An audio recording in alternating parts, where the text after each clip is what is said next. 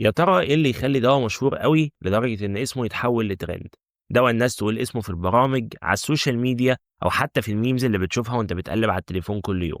فأدوية زي الأوزempic والمونجارو بقت جزء من الثقافة العامة، الناس بتهزّر بيها، بتتكلم عنها، والمشاهير بيعترفوا إنهم بيستخدموها أو على الأقل استخدموها في وقت من الأوقات. فمثلًا في حلقة من حلقات برنامج أبلة فاهيتا اتقال للجمهور بشكل صريح إن المونجارو باين، المونجارو مخلّيهم كلّهم خاسين وشكلهم زي الفل. كمان مش في التلفزيون المحلي بس، لأ، الأدوية دي اتقال اسمها بشكل صريح على أكبر مسرح في العالم، تحديدًا في حفل جوايز الأوسكار سنة 2023 لمّا جيمي كيميل قال إن كل اللي موجودين في القاعة شكلهم كويس أوي، للدرجة اللي مخلّياه بيفكّر هو كمان ياخد أوزمبيك. يعني إسقاط إن جزء كبير أوي من نجوم هوليوود بيستعملوا الدوا ده، والموضوع ده بيوضّح حجم تأثير الأدوية دي على العالم. فمن أدوية بتستخدم في علاج السكر من النوع التاني، لأدوية بتخسِّس وبتحسِّن حياة ملايين، منهم المذيعة أوبرا وينفري اللي اعترفت إنها كانت بتستعمل أوزمبيك، والتأثير اللي الأدوية دي عملته بشكل ملحوظ على اقتصاد بعض الدول، منهم دولة الدنمارك. ففي قصة طويلة أوي محتاج أحكيها لك، من ساكسيندا لأوزمبيك وجوفي، أو حتى وحش شركة إيلاي ليلي مونجارو وغيرهم اللي لسه تحت البحث وهيشوف النور قريب. تعالَ معايا أحكي لك القصة كاملة من البداية. مثلًا سنة 1932 في عالم بلجيكي اسمه جون لابار اقترح وجود حاجة سماها incretin effect، يعني إن البنكرياس بينظم مستوى سكر الدم بطريقة ما. الراجل بمنتهى البساطة شاور على باب لكنه ما قدرش يفتحه لحد سنة 1964. عالم اسمه ديفيد كيبنس عمل تجربة تستحق إن إحنا نحطها في عين الاعتبار. الراجل ده قال بمنتهى البساطة إن نفس كمية السكر اللي بتتاخد عن طريق الفم بتحفز إفراز كميات أنسولين من البنكرياس أكبر من نفس كمية السكر دي لو اتاخدت عن طريق الوريد، في حين إن قياسات سكر الدم بتكون واحدة. فيا ترى إيه في الجهاز الهضمي إحنا مش شايفينه بيعمل الظاهرة دي؟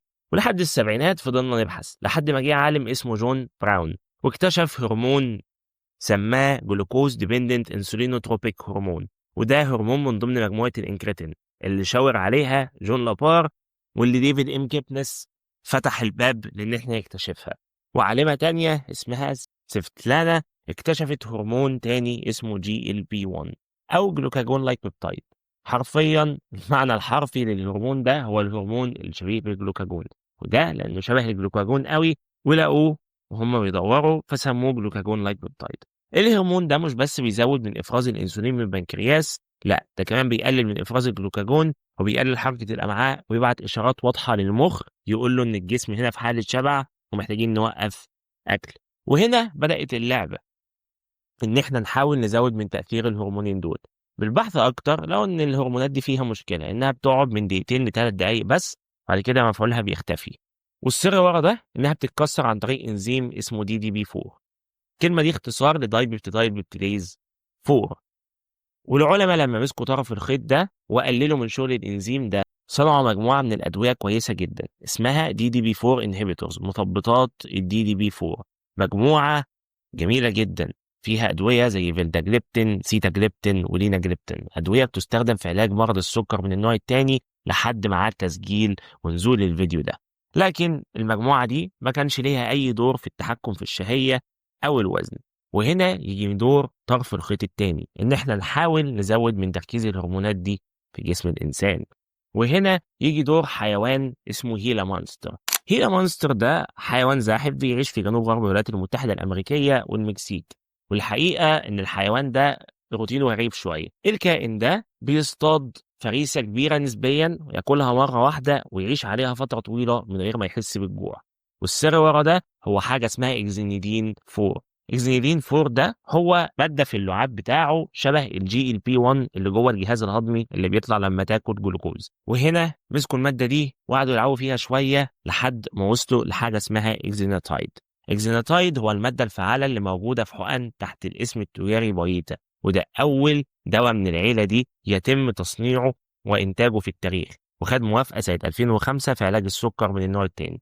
وللعلم الدواء ده ما كانش له أي تأثير على التخسيس أو على التحكم في الوزن، لحد ما جت شركة نوفو نوردسك الدنماركية وأنتجت مادة فعالة اسمها ليراجلوتايد.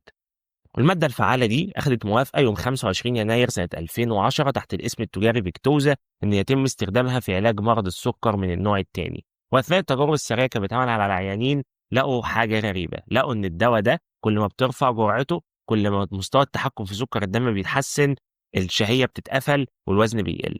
والملاحظة دي هي الملاحظة اللي خلت شركة نوفو نوردسك تعمل تجربة إكلينيكية كبيرة، تجربة تحت اسم سكيل اوبيزيتي اند بري دايابيتس. تجربة ضمت 3731 إنسان يتم تجريب فيهم 3 مللي جرام من الحقنة دي تحت الجلد يوميا. تجربة تبين العالم كله إن الساكسيندا ده قادر فعلا يخسس، والنتائج كانت كويسة، على الأقل 5% خسارة من وزن الجسم، في المتوسط 8%، ومع بعض الناس المحظوظة ممكن النسبة تزيد عن 10% من وزن الجسم.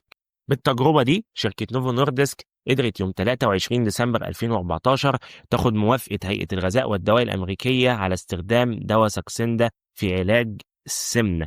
الدواء ده أي نعم ما كانتش أرقامه تتقارن بعمليات التكميم وقتها، لكنه رسم طريق جديد، طريق إن إحنا ممكن في يوم من الأيام نتعامل مع مرض السمنة ده عن طريق أدوية بدل ما نعمل عمليات.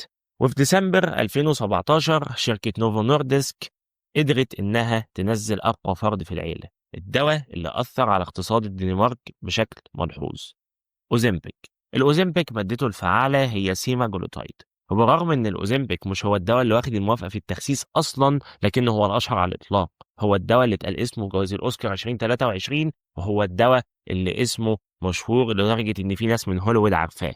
الحقيقة إن الدواء اللي بيتم استخدامه في التخسيس هو براند نيم تاني أو اسم تجاري اسمه وجوفي، من إنتاج شركة نوفو نوردسك برضه، لكنه بجرعات أعلى، جرعات توصل 1.7 والحد الأقصى ليها هو 2.4 مللي جرام تحت الجلد. نتائج الدواء ده نتائج ما شفناهاش قبل كده، لأن الدواء ده في تجارب تحت عنوان ستيب، الدواء قدر يخسس 15% ل 17% من وزن الجسم بجرعة واحدة فقط أسبوعيا، شكة واحدة تحت الجلد بدون أي شكل من أشكال جراحة، بدون قص أو قطع في المعدة. الدواء قادر يوصل لأرقام تضاهي عمليات السمنة. الدواء ده توافق عليه سنة 2021، ونوفو نوردسك فضلت متربعة على عرش الصناعة دي لسنين طويلة، لحد ما جت شركة إيلاي ليلي الأمريكية وكشفت الستار عن وحش حقيقي. في ظل ما كل الشركات كانت شغالة على الجي ال بي 1 والدنيا تمام، شركة إيلاي ليلي قالت لك إحنا ممكن نشتغل على الجي اي بي. أي نعم الجي اي بي ده ما كناش بنديله أي اهتمام، يعني هو مجرد هرمون بيزود من تأثير الأنسولين في الدم وخلاص، لكن الحقيقة الدواء ده كان جبار. الدواء ده في التجارب السريرية على كتير من المرضى اللي عندهم سمنة قدر ينزلهم أكتر من 20% من وزنهم. الدواء ده اتجرب على جميع الأصعدة، ففي تجارب سيرماونت من 1 ل5 الدواء اتجرب في السمنة، اتجرب على مرضى عشان يثبت وزنهم، وكمان الدواء اتقارن راس براس مع الوجوفي أو مع السيماجلوتايد كمادة فعالة. في تجربة ضمت 751 مريض بالسمنة ما عندهمش سكر، تيرزبيتايد أو مونجارو أثبت كفاءة واضحة جدا عن الوجوفي. وبالمناسبة أرقام الدواء ده مش جبارة في التخسيس بس، لا ده هو تأثيره على الشركة جبار. فمثلا في الربع الثالث من سنة 2025، وهي السنة اللي نزل فيها الفيديو ده، أرباح الشركة زادت بنسبة 54%. كمان قيمة الشركة السوقية حاليا بقت بالتقريب كده تريليون دولار. على فكرة الرقم ده كبير قوي ومش أي شركة دواء تقدر توصل له. والحقيقة إن الكلام اللي فات ده ممكن يخليك تفتكر إن الإبر سحر، يعني أنت هتاخدها من هنا هتخس من هنا والموضوع انتهى. والحقيقة إن الموضوع أعقد من كده شويتين ثلاثة. فمثلا الأدوية دي ما ينفعش تاخدها من نفسك، لازم دكتور يكشف عليك ويشخصك ويطلب منك تحاليل، وبعد ما يتأكد إن أنت تمام تاخد الأدوية دي يكتبها لك. الأدوية دي مش بتتاخد لأي حد، مش كل واحد عايز يخس كيلو و2 كيلو ينفع ياخدها. الأدوية دي بتتاخد للناس الأوبيس فعلا، الناس اللي مؤشر كتلة الجسم بتاعهم فوق ال30، أو الناس اللي مؤشر كتلة الجسم بتاعهم فوق ال27 وعندهم أمراض تانية تعمل مشاكل وبالتالي لازم يخسوا أو ينزلوا من وزنهم. بالمناسبة مؤشر كتلة الجسم ده هو وزنك بالكيلوجرام على مربع الطول بتاعك بالمتر، يعني احنا بنتكلم على ناس عندهم سمنة بشكل ملحوظ. كمان للأسف يؤسفني أقول لك إن الحقن دي مش بديلة للدايت والرياضة، يعني أنت مش هتاخدها وتاكل اللي أنت عايزه وتخس. هو الحقن عامل مساعد كبير على فكرة، ما اكدبش عليك، الحقن بتخليك تلتزم بدايت، فعلا مهما كان الموضوع صعب بالنسبه لك. لكن في كل التجارب السريه اللي انا قعدت اتكلم عليها فوق دي، الناس دي كانت ماشيه على دايت مظبوط وكانت بتلعب رياضه. فيعني مفيش حاجه حتى يومنا هذا سحريه وهتخسسك من غير ما يبقى فيه دايت ويبقى فيه رياضه. واكيد انت سمعت كتير عن الاثار الجانبيه، يعني شويه فيديوهات فيها ان الادويه دي بتعمل قيء، غثيان، امساك، اسهال، الحاجات البسيطه. شويه ناس تقول لك هو بيعمل تغير في الحاله الذهنيه بشكل ملحوظ بسبب اكتئاب وفشل كلوي حاد والتهاب بنكرياس حاد. وفي ناس بتطلع كمان تقول لك ان الدواء ده بيعمل سرطان غده درقيه. فهل الكلام ده حقيقي؟ هو الحقن دي بتعمل ده فعلا؟ الحقيقه ان كتير من الكلام ده لا اما مقصوص، لا اما مقتطع من سياقه، لا اما الكلام مش كامل، او اللي نقله لك ما نقلهوش بشكل دقيق. يعني مثلا الشركات ما بتكدبش في حاجه. انت ممكن تجيب لستة الاثار الجانبيه، سواء اذا كان من بنفلة الدواء، من النت، او من اي حد في الدنيا يقول لك عليها. الموضوع مش سر، الشركه مش مخبيه عنك اي حاجه. لكن الحقيقه ان كتير من الكلام ده مقتطع من سياقه. يعني مثلا فكره انها بتزود من الاكتئاب مش حقيقيه اصلا. يعني الكلام ده كان في 2024 وتم عمل ميتا اناليسيس، او يعني تدقيق اكبر في الدراسات اللي اتنشرت على الكلام ده كله، وما لقوش اي حاجه تخلينا نحط ايدينا ان الدواء ده بيعمل اكتئاب او ان في ترابط مثلا. نقطه الفشل الكلوي الحاد هي نادره جدا، وحرفيا حلها انك تشرب ميه. يعني انت لو بتشرب ميه بكميه كافيه وبتهتم بنقطه الهيدريشن مع الدواء ده، الموضوع اتحل. تعب بنكرياس الحاد ده نسبته اقل من 1%. يعني من كل 100 بني ادم هياخدوا الدواء ده، اقل من واحد يعني هيجي له التهاب بنكرياس حاد. فانت شوف النسبه دي كام بقى. وسرطان الغده الدرقيه لم يتم اثباته في البشر. الدواء ده البلاك بوكس وورنينج، او التحذير اللي عليه ان الدواء حرفيا ممكن يعمل سرطان غده درقيه في الفئران، او ده اللي لقيناه. يعني فلو انت عندك سرطان غده درقيه او تاريخ مرضي من العيله الاولى، بلاش منه. يعني الدواء ده امان بشكل كبير جدا طالما مناسب لحالتك ودرجت في جرعاته ودكتور هو اللي كتبه لك. وبما ان السمنه مرض مزمن، او زي ما الدكاتره كده بيحبوا يقولوا obesity is a chronic relapsing disease، لازم تفهم ان الموضوع مش حقنه وخلاص. الموضوع مشوار طويل، يعني بياخد اسابيع وشهور وسنين، وبياخد من فلوسك كتير قوي برضه. على فكره الحاجات دي غاليه، ها. ويمكن لما توصل للوزن المثالي، الدكتور بتاعك يخليك تمشي على جرعات قليله كده، بيسموها ايه، مايكرو دوزنج، بحيث يعني تحافظ على الوزن ده. لان السمنه مش مجرد زياده في الوزن. هو للاسف كتير من الناس فاكر ان السمنه دي بمزاج العيان. يعني والحقيقه زي ما انا وضحت لك، السمنه موضوع معقد. يعني داخل فيها هرمونات، حاله نفسيه، بيئه محيطه، جينات، متغيرات كتير قوي. لما بنقعد نلعب فيها بناخد نتائج مختلفه. فاللي اتبنى في سنين مش بيتهد بابره. وبكده اكون عرفتك التاريخ كله من الستينات لحد النهارده. فورا الابره اللي بتنزل 20% من الوزن وبتاثر في اقتصاد دول، في سنين من البحث، التعب، التجارب، ويمكن الصدى.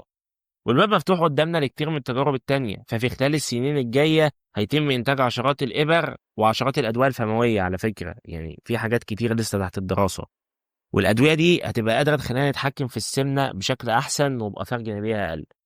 فأنا عايز أعرف رأيك في التعليقات. هل في يوم من الأيام هيكون في علاج فعلا قادر يقضي على السمنة تماما بدون أي آثار جانبية، ولا دي فيري تيلز أو مجرد قصص مش حقيقية؟ وما تنساش إنك تشترك في القناة وتفعل زر الجرس.